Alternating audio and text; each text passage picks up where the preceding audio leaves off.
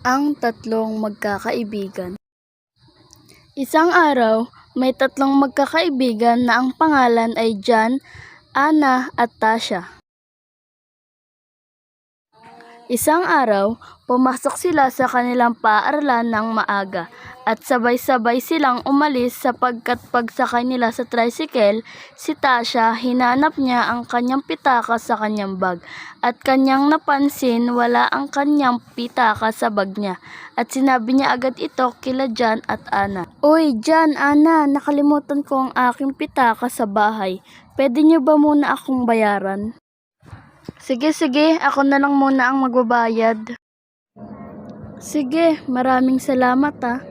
Tara na, baka malate pa tayo eh."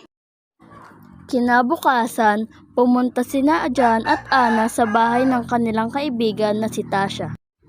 "Uy, tara, puntahan natin si Tasha sa bahay nila." "Sige, tara."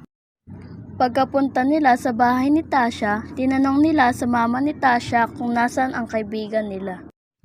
"Pwede po ba naming puntahan sa kwarto niya?" Sige, puntahan niyo, nandun lang siya."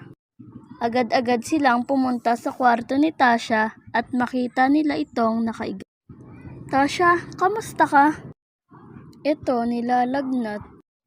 "Pagaling ka, maglalaro pa tayo, di ba?" At dito na sila nagkwentuhan. Nakalipas ang 5 minuto. "Sige Tasha, uuwi na kami. Baka hinahanap na kami ng mga magulang namin. Magpagaling ka ah." At dito na nagtatapos ang tatlong magkakaibigan.